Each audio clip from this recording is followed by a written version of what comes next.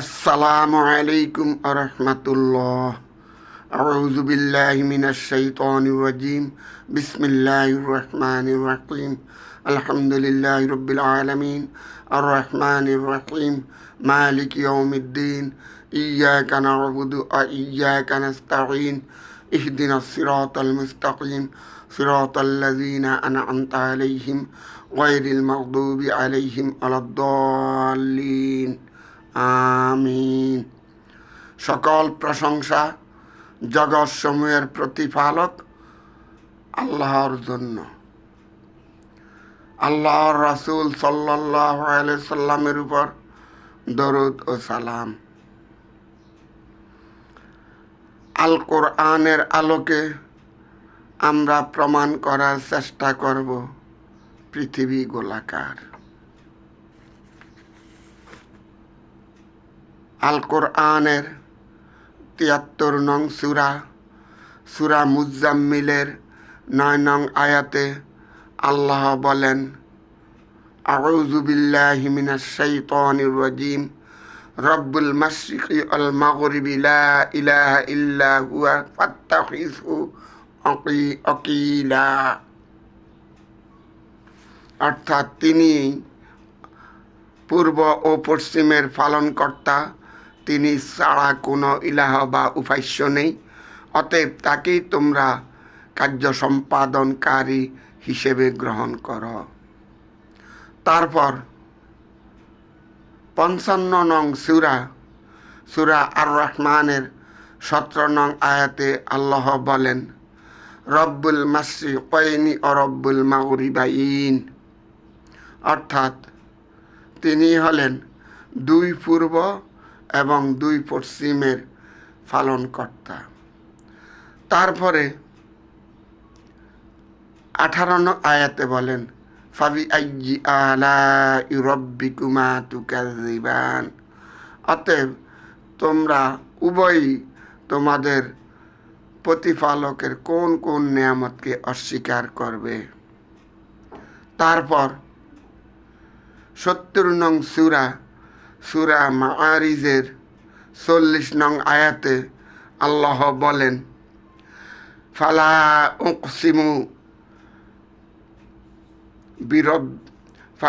উকসিমু বিরব্বিল মাশারিকি ওয়াল মাগারিব ইন্না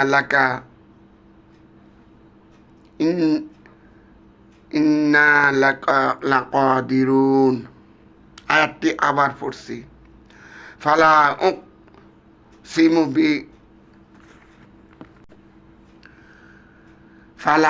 উকসিমু বিরব্বিল মাশারিকি ওয়াল মাগারিবি ইন্না লাকাদিরুন। অতএব আমি শপথ করছি পূর্ব দিকসমূহের ও পশ্চিম দিকসমূহের প্রতিপালকের, অর্থাৎ রবের, আমি অবশ্যই সক্ষম। উক্ত ৩টি আয়াত নিয়ে এখন আলোচনা করা যাক। সূরা মুজাম্মিলের ৯ নং আয়াতে এক বচন ব্যবহার করা হয়েছে। সূরা আর রহমানে ২ বচন ব্যবহার করা হয়েছে, আর সূরা মাআরিজে বহু বচন ব্যবহার করা হয়েছে। আরবিতে বচন ৩টি, এক বচন, দ্বিবচন ও বহু বচন।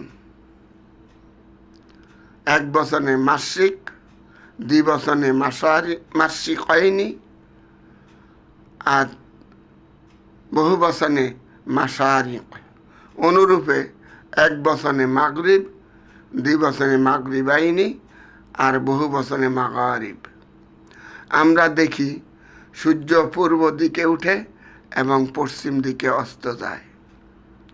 এটি স্বাভাবিক ঘটনা। ২৪ ঘন্টায় সূর্য একবার উঠে একবার অস্ত যায়। এই কারণে সূরা মুজাম্মিলে এক বচন পূর্ব আর পশ্চিম ব্যবহার করা হয়েছে। এবার সূরা আর রহমানের ১৭ আয়াতে উল্লেখিত মাশরিকাইনি ও মাগরিবাইনি অর্থাৎ 2 পূর্ব এবং 2 পশ্চিম নিয়ে আলোচনা করা যাক। আমরা যদি 24 ঘন্টার মধ্যে গড় হিসাবে 12 ঘন্টা দিন এবং 12 ঘন্টা রাত ধরি, তবে আমাদের যদি সকাল 6টায় সূর্য পূর্বে উদিত হয়, তবে আমাদের থেকে 12 ঘন্টা পূর্বে যারা আছে তারা দেখবে সূর্য অস্ত যায়। তাহলে আমাদের জন্য যা পূর্ব, তাদের জন্য তা পশ্চিম। আবার আমাদের যখন সূর্য অস্ত যায়, তা আমাদের জন্য পশ্চিম, আর 12 ঘন্টা পশ্চিমে যারা আছে তাদের জন্য তা পূর্ব। তাহলে দেখা যায় পূর্ব এবং পশ্চিম আপেক্ষিক, অর্থাৎ একই স্থানে কারো জন্য পূর্ব আর কারো জন্য পশ্চিম। আর এটা সম্ভব শুধুমাত্র গোলাকার বস্তুর জন্য, কারণ 24 ঘন্টা পর সূর্য আবার আগের জায়গায় আসে, আর এই সময় পৃথিবী 360 ডিগ্রি কোণে ঘুরে যায়। এবার আলোচনা করা যাক সূরা মাআরিজের 40 নং আয়াত নিয়ে।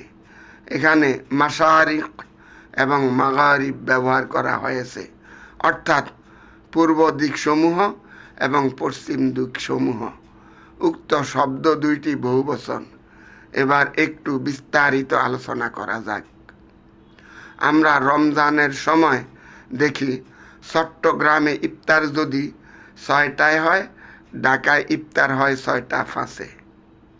অর্থাৎ চট্টগ্রামে সূর্য অস্ত যায় 5 মিনিট আগে এবং ঢাকায় অস্ত যায় 5 মিনিট পরে। অনুরূপে সূর্য চট্টগ্রামে উদিত হয় 5 মিনিট আগে এবং ঢাকায় উদিত হয় 5 মিনিট পরে।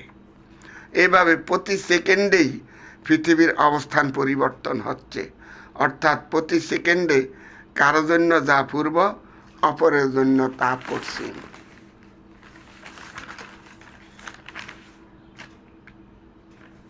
সেকেন্ডের হিসাবে যদি ধরা হয়, তাহলে একদিন বা 24 ঘন্টায় হয় 86,400 সেকেন্ড।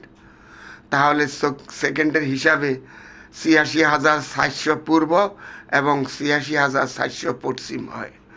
যদি মিলি সেকেন্ডে বা ন্যানো সেকেন্ডে অথবা সময়ের আরও ছোট একক ধরা হয়, তবে আমরা দেখতে পাব মিলিয়ন মিলিয়ন, অর্থাৎ অসংখ্য পূর্ব এবং অসংখ্য পশ্চিম, যা শুধুমাত্র গোলাকার বস্তুর বেলায়ই প্রযোজ্য। সমতল বস্তুর জন্য তা সম্ভব নয়। উক্ত আলোচনা থেকে আমরা এই সিদ্ধান্তে আসতে পারি, কোরআনের বিভিন্ন আয়াতে যে বৈজ্ঞানিক তথ্য লুকায়িত আছে, তা গভীরভাবে অনুধাবন করা এবং গবেষণার মাধ্যমে উক্ত তথ্যগুলি উদ্ঘাটন করা। আর যারা কোরআন নিয়ে বিভিন্ন প্রশ্ন উত্থাপন করে, তাদের উদ্দেশ্যে বলতে চাই, পজিটিভ মনোভাব নিয়ে কোরআন অধ্যয়ন করুন, তাহলে কোরআনে অসঙ্গতি খুঁজে পাবেন না। তাই নেগেটিভ চিন্তা বাদ দিয়ে উদার মনে কোরআন গবেষণা করুন, তাহলে আসল সত্যটা জানতে পারবেন। আর